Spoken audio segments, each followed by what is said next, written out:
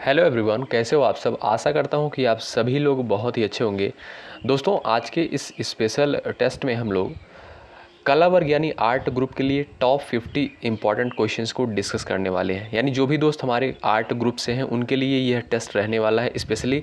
तो आप सभी दोस्त अंत तक बने रहिएगा। यहाँ पर हमने 50 प्रश्नों को कवर किया है। साथियों, जैसा कि आप सभी को पता है, विषय योग्यता से साथियों 50 प्रश्न एग्ज़ाम में पूछे जाते हैं। जैसे अगर आप साइंस से हैं, साइंस वर्ग से हैं, तो आपको जो है वहाँ पर साइंस के 50 क्वेश्चन देखने को मिलेंगे। अगर आप आर्ट ग्रुप के हैं तो आपको जो है आर्ट ग्रुप से 50 क्वेश्चन देखने को मिलेंगे।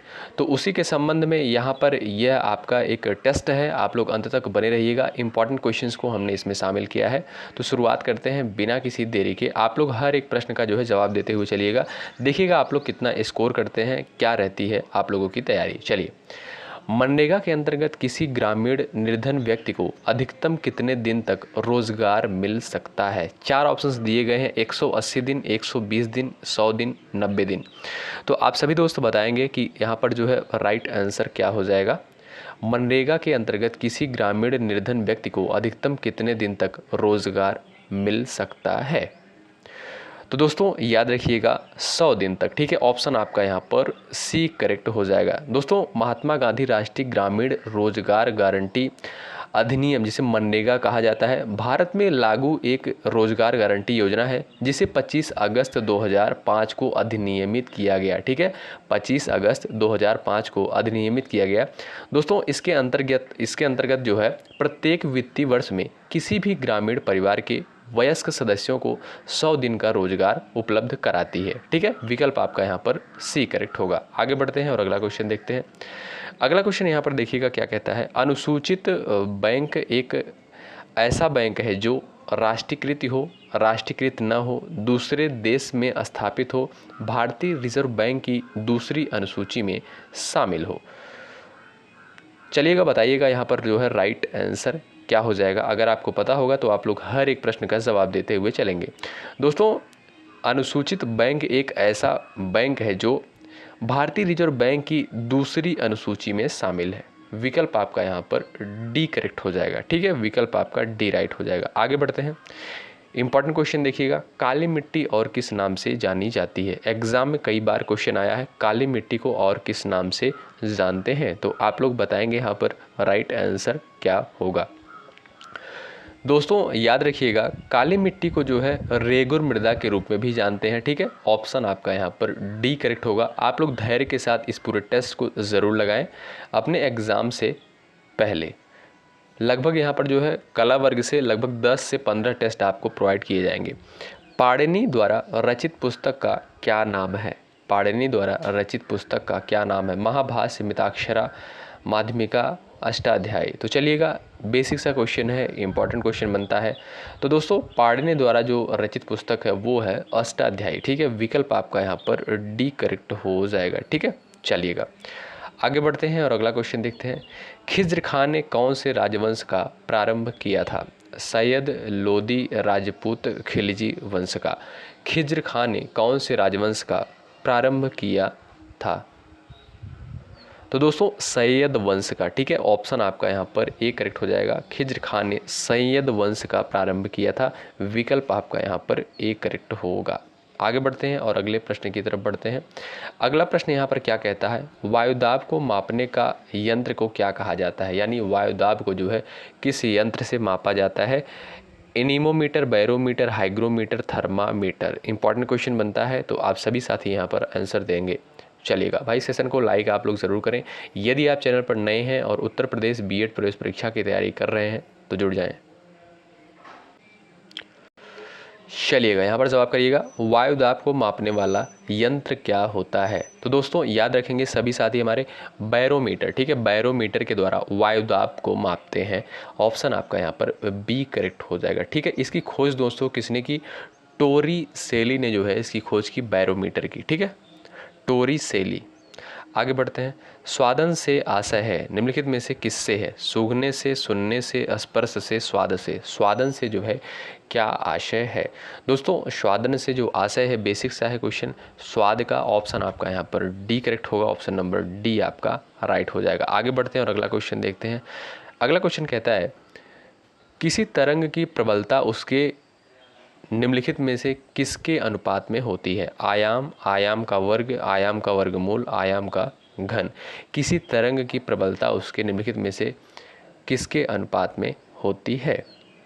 तो किसी तरंग की प्रबलता जो है उसके आयाम के वर्ग के अनुक्रमानुपाती होती है। ठीक है दोस्तों, यहाँ पर जो है आपका करेक्ट आंसर हो जाएगा ऑप्शन नंबर बी। ठीक है, ऑप्शन नंबर आपका बी राइट होगा। आगे बढ़ते हैं, अगला क्वेश्चन देखेंगे। अगला क्वेश्चन कहता है यंत्रों की निम्नलिखित सूची में से नेटवर्क लेयर के लिए कौन सा यंत्र प्रयुक्त होता है? नेटवर्क लेयर के लिए जो है कौन सा यंत्र प्रयुक्त होता है? तो करेक्ट आंसर चला जाएगा राउटर, यानी ऑप्शन नंबर आपका बी करेक्ट हो जाएगा। यंत्रों की निम्नलिखित सूची में से नेटवर्क लेयर के लिए कौन सा यंत्र प्रयुक्त होता है? यानी दोस्तों जब आप लोग वाईफाई वगैरह लगवाते होंगे तो यहाँ पर जो है एक राउटर लगता है। ठीक है, ऑप्शन नंबर आपका यहाँ पर बी करेक्ट हो जाएगा।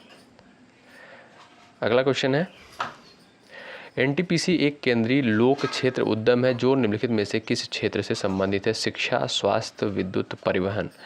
4 ऑप्शन दिए गए हैं। यहाँ पर पूछा गया है एनटीपीसी एक केंद्रीय लोक क्षेत्र उद्यम है जो निम्नलिखित में से किस क्षेत्र से संबंधित है? तो ये जो है आपका एक विद्युत क्षेत्र से संबंधित है। ऑप्शन आपका यहाँ पर सी राइट हो जाएगा। ठीक है, पूर्ण नाम इसका जो है राष्ट्रीय ताप विद्युत निगम है। ठीक है, यह भारत की सबसे बड़ी विद्युत उत्पादक कंपनी है। भारत की सबसे बड़ी उत्पादक कंपनी जो है एनटीपीसी है। आगे बढ़ते हैं, यहाँ पर देखेंगे किस दवा का एंटी हिस्टामाइन के रूप में प्रयोग किया जाता है?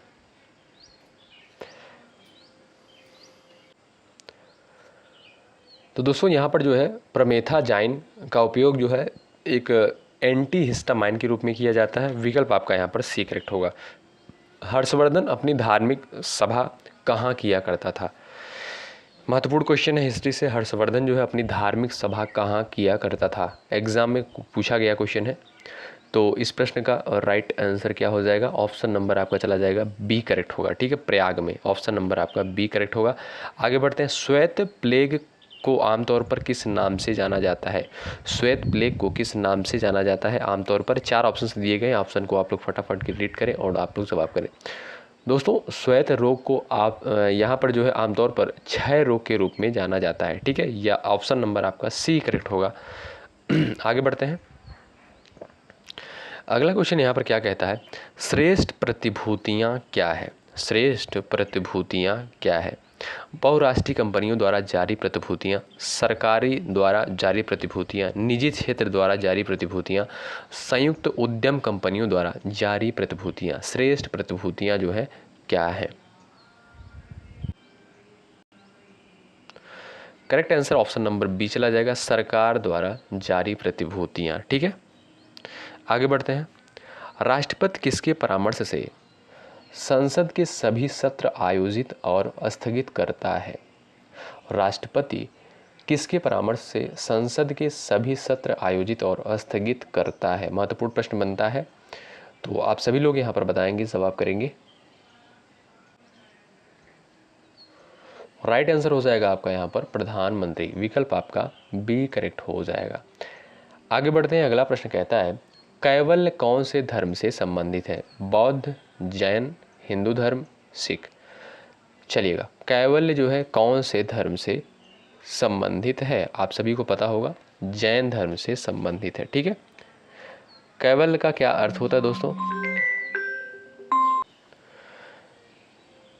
अगला क्वेश्चन यहाँ पर देखेंगे, किस उद्योग द्वारा बॉक्साइट कच्चे माल के तौर पर इस्तेमाल किया जाता है? किस उद्योग द्वारा बॉक्साइट को कच्चे माल के तौर पर इस्तेमाल किया जाता है? तो एल्यूमिनियम, यानी ऑप्शन आपका ए करेक्ट हो जाएगा। ठीक है, आगे बढ़ते हैं, अगला क्वेश्चन देखते हैं, घटकों के बीच गुरुत्वाकर्षण द्वारा भारी मात्रा में एक साथ एकत्र हुए तारों, धूल और गैस को क्या कहते हैं? चलिएगा, जवाब करेंगे यहाँ पर दोस्तों आप लोग।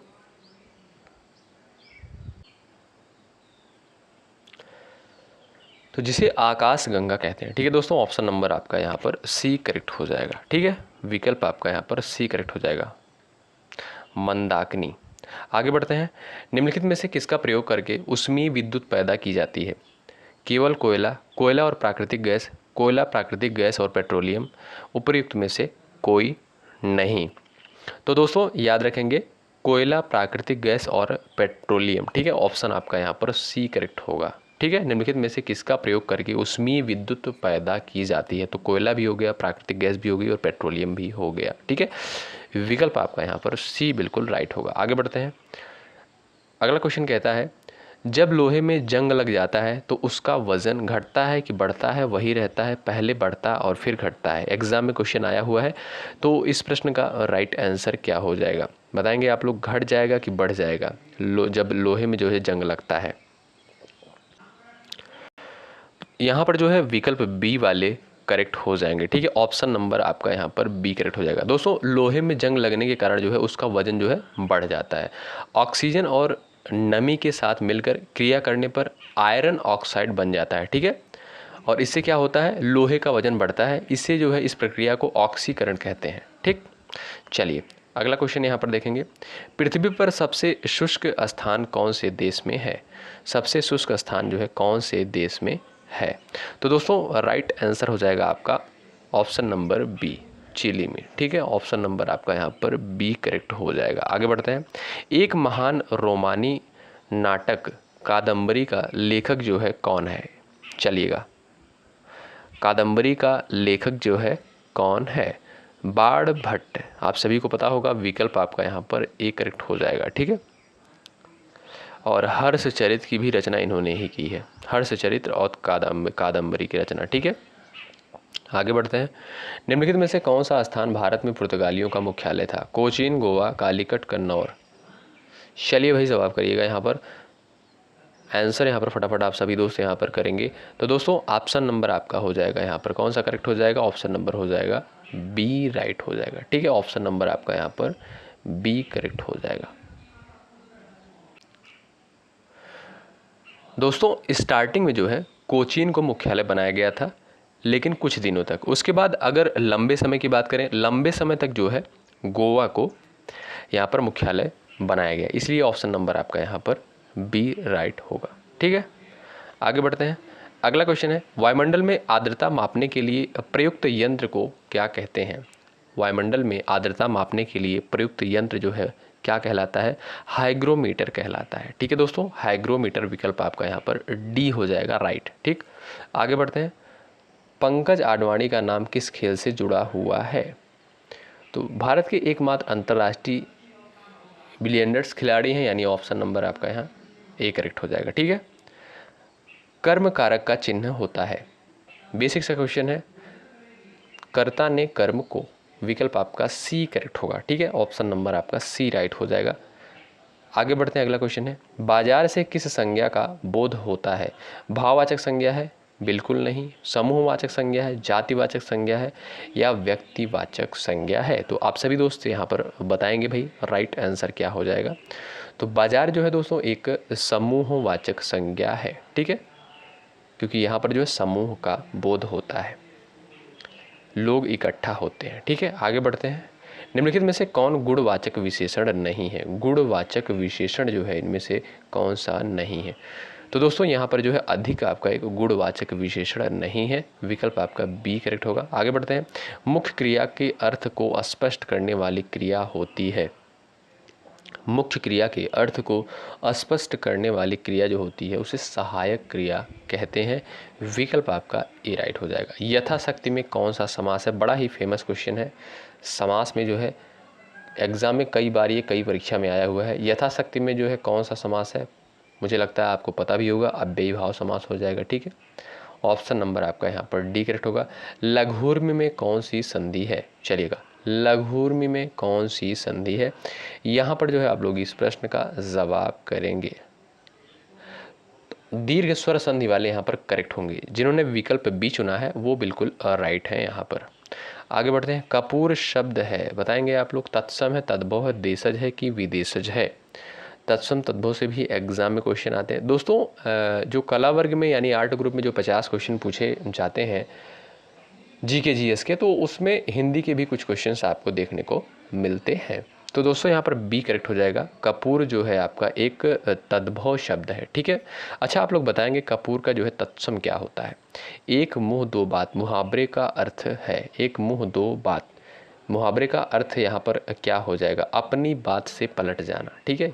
विकल्प आपका यहाँ पर सी करेक्ट होगा, अपनी बात से पलट जाना, ठीक। चलिएगा आगे बढ़ते हैं, अगला क्वेश्चन देखते हैं। समाज शास्त्र का मुख्य उद्देश्य क्या है। समाज शास्त्र का जो है मुख्य उद्देश्य क्या है। तो सभी दोस्त यहाँ पर आंसर देने का प्रयास करें। चलिएगा, समाज में क्रांतिकारी परिवर्तन लाना, समाज को समझना, समाज में घटनाओं पर नियंत्रण, समाज में घटित होने वाली भावी घटनाओं के बारे में भविष्यवाणी करना। तो बताएंगे समाज शास्त्र का मुख्य उद्देश्य क्या होता है।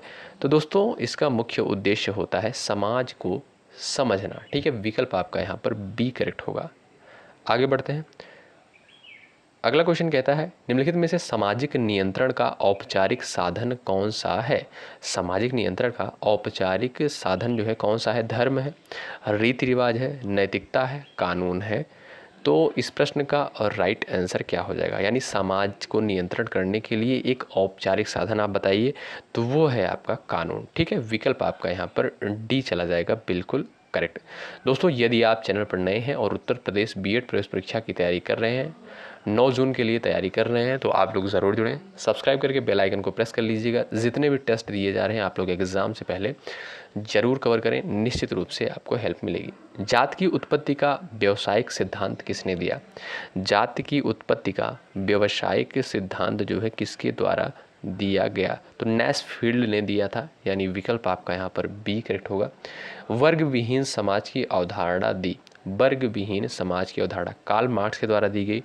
टीबी बोटोमेर, हर्बर्ट स्पेंसर, उपरोक्त में से कोई भी नहीं। तो यहाँ पर जो आपका सही विकल्प हो जाएगा वो हो जाएगा कार्ल मार्क्स। इंपॉर्टेंट है, एग्जाम में क्वेश्चन आता है कार्ल मार्क्स से संबंधित। वर्ग विहीन समाज की अवधारणा जो है कार्ल मार्क्स के द्वारा दी गई। तो इसको आप लोग रट लीजिएगा। ऐसे क्वेश्चन अगर आपको देखने को मिलते हैं तो आप लोग इसको ज़रूर रटें। दर्शन शास्त्र की किस शाखा में नैतिक चेतना का अध्ययन किया जाता है। दर्शन शास्त्र की किस शाखा में नैतिक चेतना का अध्ययन किया जाता है।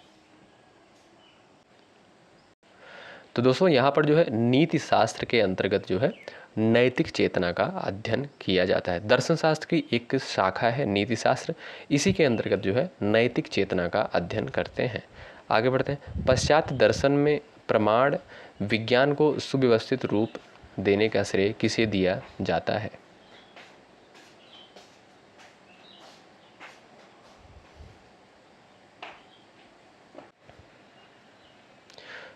चलिएगा यहाँ पर आप सभी दोस्त आंसर देने का प्रयास करें।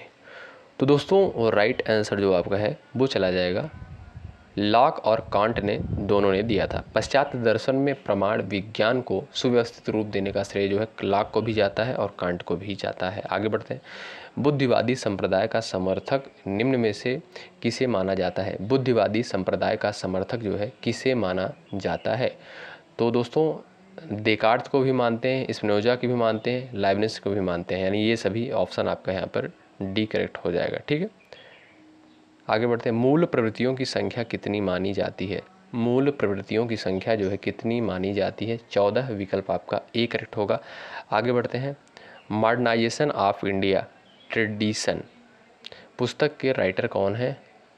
मॉडर्नाइजेशन ऑफ इंडिया ट्रेडिशन, इस पुस्तक के राइटर जो है योगेंद्र सिंह है, ठीक है। विकल्प आपका यहाँ पर बी राइट हो जाएगा। आत्मदर्पण दर्शन सिद्धांत का प्रतिपादन जो है किसके द्वारा किया गया। आत्मदर्पण दर्शन सिद्धांत का प्रतिपादन जो है किसके द्वारा किया गया। फूले, ग्रीन, फ्रायड, दुर्खेम।